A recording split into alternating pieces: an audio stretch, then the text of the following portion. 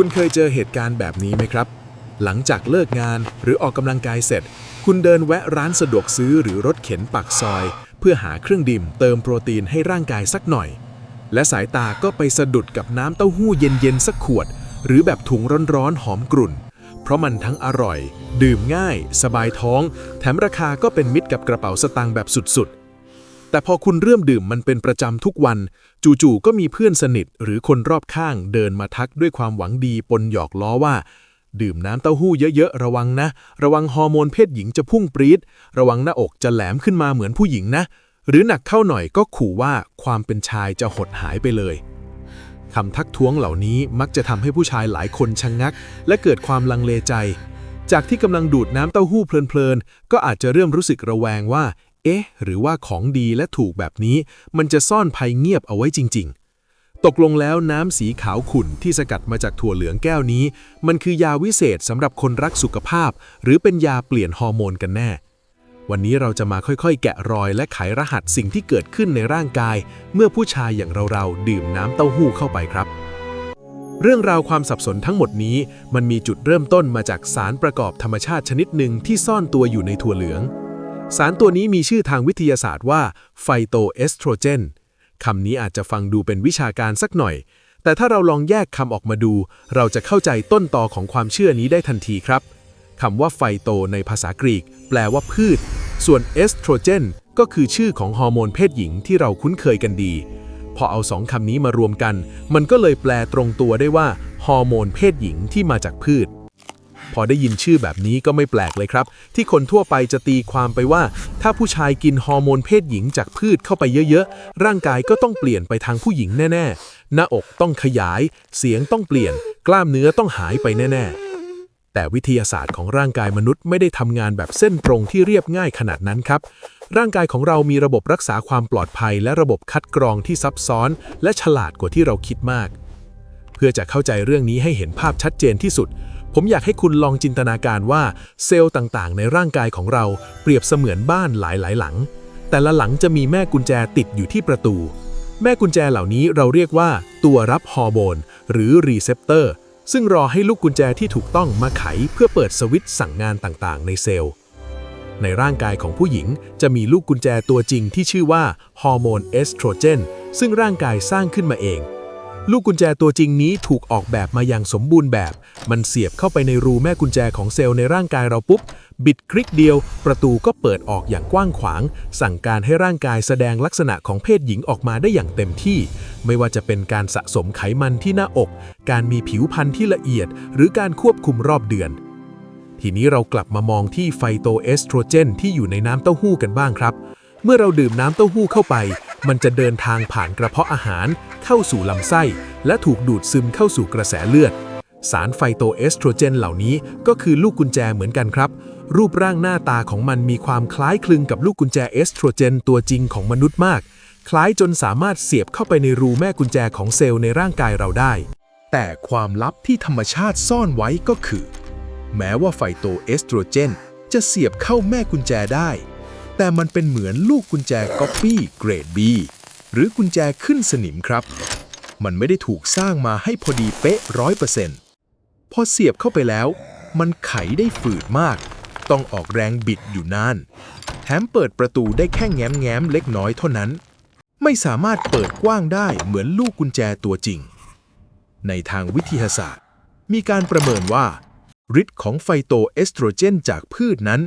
อ่อนแอกว่าฮอร์โมนเอสโตรเจนในมนุษย์ถึง 1,000 เท่าไปจนถึง 10,000 เท่าเลยทีเดียวครับนั่นหมายความว่าการที่คุณดื่มน้ำเต้าหู้1หรือ2แก้วปริมาณลูกกุญแจปลอมที่เข้าไปในร่างกายมันมีกำลังน้อยเกินกว่าที่จะไปสั่งการให้ร่างกายผู้ชายเกิดการเปลี่ยนแปลงทางกายภาพเช่นการสร้างเนื้อเยื่อเต้านมหรือทำให้หน้าอกแหลมขึ้นมาได้นอกจากเรื่องความอ่อนแอของลูกกุญแจแล้วร่างกายของเรายังมีกลไกที่น่าทึ่งอีกล็อกหนึ่งครับนั่นคือเรื่องของชนิดแม่กุญแจแม่กุญแจหรือตัวรับเอสโตรเจนในร่างกายเรานั้นโดยหลักๆแล้วมีอยู่2แบบครับนักวิทยาศาสตร์ตั้งชื่อให้มันว่าแบบอัลฟาและแบบเบต้าแม่กุญแจแบบอัลฟา มักจะกระจายตัวอยู่หนาแน่นตามเนื้อเยื่อเต้านมและอวัยวะสืบพันธุ์ซึ่งนี่แหละคือจุดที่ถ้าถูกกระตุ้นมากๆจะทำให้เกิดลักษณะทางเพศหญิงส่วนแม่กุญแจแบบเบต้ามักจะไปอยู่ตามกระดูกหลอดเลือดและต่อมลูกหมากความน่าสนใจมันอยู่ตรงนี้ครับลูกกุญแจปลอมอย่างไฟโตเอสโตรเจนในถั่วเหลืองเนี่ยมันมีความลำเอียงครับมันไม่ค่อยชอบไปเสียบแม่กุญแจแบบแอลฟาที่เต้านมแต่มันดันชอบวิ่งไปเสียบแม่กุญแจแบบเบต้าที่กระดูกและหลอดเลือดมากกว่านี่เป็นเหตุผลสำคัญในเชิงกลไกเซลล์ว่าทำไมการดื่มน้ำเต้าหู้จึงไม่ค่อยไปยุ่งย่ามกับการขยายตัวของหน้าอกผู้ชายแต่มันกลับไปส่งผลในจุดอื่นของร่างกายแทนแล้วถ้าอย่างนั้นข่าวลือที่ว่าผู้ชายกินถั่วเหลืองแล้วนมโตมันหลุดออกมาจากไหนกันล่ะจริงๆแล้วในอดีตเคยมีรายงานทางการแพทย์ที่พบผู้ชายมีอาการเต้านมโตจากการบริโภคถั่วเหลืองอยู่เหมือนกันครับแต่ถ้าเราไปเจาะลึกดูในรายละเอียดของงานวิจัยหรือเคสเหล่านั้นเราจะพบความจริงที่ซ่อนอยู่นั่นคือผู้ชายในรายงานเหล่านั้นบริโภคถั่วเหลืองในปริมาณที่มหาศาลเกินมนุษย์มนาทั่วไปครับบางเคสคือดื่มน้ำเต้าหู้วันละเกือบ3 ลิตรหรือกินอาหารเสริมสกัดจากถั่วเหลืองในโดสที่สูงปรี๊ดติดต่อกันเป็นเวลานานมากๆซึ่งนั่นเป็นพฤติกรรมที่หลุดออกจากคำว่าสมดุลไปไกลมากครับสำหรับคนทั่วไปที่ดื่มน้ำเต้าหู้วันละ 1-2 ถุงกินเต้าหู้หลอดใส่แกงจืดหรือกินเทมเปเป็นกับข้าวปริมาณไฟโตเอสโตรเจนที่ได้รับนั้นอยู่ในระดับที่ร่างกายจัดการได้อย่างสบายๆตับของเราทำหน้าที่คัดกรองและขับส่วนที่เกินออกไปทางปัสสาวะได้อย่างมีประสิทธิภาพครับร่างกายไม่ได้ปล่อยให้ฮอร์โมนพืชเหล่านี้สร้างความวุ่นวายได้ตามอำเภอใจแต่เมื่อเราเข้าใจแล้วว่าไฟโตเอสโตรเจนเป็นแค่ลูกกุญแจปลอมที่มีฤทธิ์อ่อนมากๆและมักจะไปจับกับตัวรับที่ไม่ได้เกี่ยวกับหน้าอกคำถามที่น่าคิดต่อไปก็คือแล้วในเมื่อร่างกายผู้ชายมีฮอร์โมนเพศชายที่ทรงพลังอย่างเทสโทสเตอโรนอยู่เต็มเปี่ยมการมีลูกกุญแจปลอมเหล่านี้ลอยปะปนอยู่ในกระแสเลือด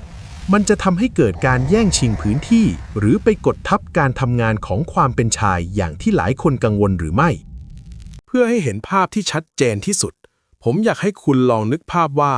ตัวรับฮอร์โมนในร่างกายของเราเป็นเหมือนลานจอดรถ VIP ที่มีช่องจอดจำนวนจำกัดฮอร์โมนเพศชายหรือเทสโทสเตอโรนก็เปรียบเสมือนรถสปอร์ตซุปเปอร์คาร์คันใหญ่เครื่องแรงเสียงดังกระหึ่มที่มีสิทธิ์และมีบัตรผ่านสำหรับเข้าจอดในช่อง VIP เหล่านี้โดยตรงเมื่อรถสปอร์ตเหล่านี้เข้าจอดมันก็จะสตาร์ทเครื่องยนต์แห่งความเป็นชายไม่ว่าจะเป็นการสร้างมวลกล้ามเนื้อความแข็งแรงของกระดูกหรือการรักษาความกระปรี้กระเปร่าทีนี้เมื่อเราดื่มน้ำเต้าหู้เข้าไปสารไฟโตเอสโตรเจนก็จะหลั่งไหลเข้าสู่กระแสเลือดมันเปรียบเสมือนจักรยานคันเล็กๆที่บังเอิญปั่นเข้ามาในลานจอดรถแห่งนี้ครับแน่นอนว่าจักรยานเหล่านี้อาจจะเข้าไปจอดแปะอยู่ในช่อง VIP บางช่องได้แต่มันไม่มีเครื่องยนต์ทรงพลังอะไรเลยที่จะไปกระตุ้นหรือสั่งการลานจอดรถแห่งนี้ให้ทำงานผิดเพี้ยนไปยิ่งไปกว่านั้นเมื่อรถสปอร์ตซุปเปอร์คาร์อย่างเทสโทสเตอโรนวิ่งเข้ามาหาช่องจอดด้วยความที่มันเป็นฮอร์โมนตัวจริงที่มีแรงดึงดูดกับตัวรับสูงกว่ามากมันก็สามารถเข้ายึดพื้นที่และทำหน้าที่ของมันได้ตามปกติครับจักรยานคันเล็กๆอย่างไฟโตเอสโตรเจนไม่สามารถไปสกัดกั้นหรือเบียดขับรถสปอร์ตออกจากลานจอดได้อย่างที่หลายคนกังวลและถ้าเราไปดูในฝั่งของงานวิทยาศาสตร์แบบเจาะลึกมีการรวบรวมข้อมูลจากการศึกษาหลาย10 ชิ้นที่ติดตามผลการบริโภคถั่วเหลืองในผู้ชายเป็นระยะเวลานานผลสรุปที่ออกมาค่อนข้างไปในทิศทางเดียวกันครับว่าการบริโภคโปรตีนจากถั่วเหลืองหรือสารสกัดไอโซฟลาโวนซึ่งก็คือกลุ่มของไฟโตเอสโตรเจนนั้นไม่ได้ส่งผลกระทบต่อระดับฮอร์โมนเพศชายในเลือดของผู้ชายแต่อย่างใดระดับฮอร์โมนเพศชายยังคงอยู่ในเกณฑ์ปกติไม่ได้ถูกกดให้ต่ำลงและไม่ได้ทำให้สมรรถภาพทางเพศเสื่อมถอยลงตามความเชื่อที่ส่งต่อกันมาถึงอีกหนึ่งความเข้าใจผิดที่เจอบ่อยมากๆโดยเฉพาะในกลุ่มคนเล่นกล้ามนั่นคือความเชื่อว่าโปรตีนจากพืชอย่างถั่วเหลืองเป็นโปรตีนชั้นรองกินแล้วสร้างกล้ามไม่ได้หรอกต้องกินโปรตีนจากสัตว์หรือเวย์โปรตีนเท่านั้นเพื่อไขรหัสเรื่องนี้เราต้องมาดูโครงสร้างการทำงานของโปรตีนในร่างกายกันก่อนครับ ลองจินตนาการว่าโปรตีนคือปราสาทเลโก้ที่ต่อเติมจนเสร็จสมบูรณ์แต่ร่างกายของเราไม่สามารถเอาปราสาทเลโก้ทั้งหลังนี้ไปแปะที่กล้ามเนื้อได้เลยทันทีเมื่อเรากินโปรตีนเข้าไประบบย่อยอาหารจะทำหน้าที่เป็นคนงานช่วยกันรื้อปราสาทเลโก้เหล่านั้นออกเป็นชิ้นส่วนเล็กๆที่เรียกว่ากรดอะมิโนจากนั้นร่างกายถึงจะดูดซึมชิ้นส่วนเลโก้เหล่านี้เข้าสู่กระแสเลือดแล้วส่งไปให้กล้ามเนื้อประกอบขึ้นมาใหม่เป็นเส้นใหญ่กล้ามเนื้อของเราเองความน่าทึ่งของถั่วเหลืองก็คือมันเป็นพืชที่ได้รับการยกย่องว่ามีกรดอะมิโนจำเป็นครบถ้วนทั้ง 9 ชนิดเหมือนกับที่เนื้อสัตว์มีครับนั่นหมายความว่ามันสามารถให้ชิ้นส่วนเลโก้ที่สำคัญครบทุกแบบที่ร่างกายมนุษย์ต้องการในการนำไปซ่อมแซมและสร้างกล้ามเนื้อแม้ว่าอัตราการดูดซึมอาจจะแตกต่างจากโปรตีนจากนมอยู่บ้างแต่โดยภาพรวมแล้วหากผู้ชายได้รับปริมาณโปรตีนรวมต่อวันอย่างเพียงพอการดื่มน้ำเต้าหู้ก็สามารถช่วยเสริมสร้างกล้ามเนื้อได้ดีไม่แพ้กันครับมันจึงไม่ใช่เครื่องดื่มที่ทำลายกล้ามเนื้อแต่เป็นแหล่งโปรตีนชั้นดีที่หาได้ง่ายต่างหากนอกจากเรื่องกล้ามเนื้อและฮอร์โมนแล้วการดื่มน้ำเต้าหู้ยังมีประโยชน์ลับๆที่ซ่อนอยู่ซึ่งผู้ชายหลายคนอาจจะคาดไม่ถึงด้วยซ้ำครับโดยเฉพาะเรื่องสุขภาพของต่อมลูกหมากเมื่อผู้ชายเราอายุมากขึ้นต่อมลูกหมากมักจะมีโอกาสโตขึ้นตามวัยซึ่งส่วนหนึ่งเป็นผลมาจากการถูกกระตุ้นด้วยฮอร์โมนในร่างกายที่มากเกินไปเป็นเวลานานจำเรื่องลานจอดรถกับจักรยานคันเล็กๆที่ผมเล่าไปตอนต้นได้ไหมครับตรงนี้แหละครับที่จักรยานอย่างไฟโตเอสโตรเจนจะเข้ามามีบทบาทสำคัญเมื่อมันเข้าไปจับกับตัวรับที่บริเวณต่อมลูกหมากมันจะทำหน้าที่เหมือนเป็นตัวกันชนหรือบล็อกพื้นที่เอาไว้ทำให้ฮอร์โมนตัวจริงที่มีฤทธิ์กระตุ้นรุนแรงไม่สามารถเข้ามาเกาะและกระตุ้นต่อมลูกหมากได้เต็มที่ 100%กลไกการแย่งจับแบบเบาๆนี่เองครับที่งานวิจัยหลายชิ้นชี้ว่ามันอาจจะมีส่วนช่วยลดความเสี่ยงในการเกิดภาวะต่อมลูกหมากโตหรือแม้กระทั่งมะเร็งต่อมลูกหมากในเพศชายได้นี่คือเหตุผลว่าทำไมผู้ชายในฝั่งเอเชียที่บริโภคเต้าหู้และน้ำเต้าหู้เป็นประจำจึงมีสถิติปัญหาเกี่ยวกับต่อมลูกหมากน้อยกว่าผู้ชายในฝั่งตะวันตกครับนอกจากนี้น้ำเต้าหู้ยังปราศจากคอเลสเตอรอลและอุดมไปด้วยไขมันดีซึ่งเป็นมิตรกับระบบหลอดเลือดและหัวใจสุดๆมันเปรียบเสมือนน้ำยาทำความสะอาดท่อที่คอยช่วยดูแลไม่ให้หลอดเลือดในร่างกายของเราอุดตันทำให้ระบบไหลเวียนโลหิตทำงานได้อย่างมีประสิทธิภาพซึ่งส่งผลดีต่อสุขภาพโดยรวมของผู้ชายในระยะยาวครับ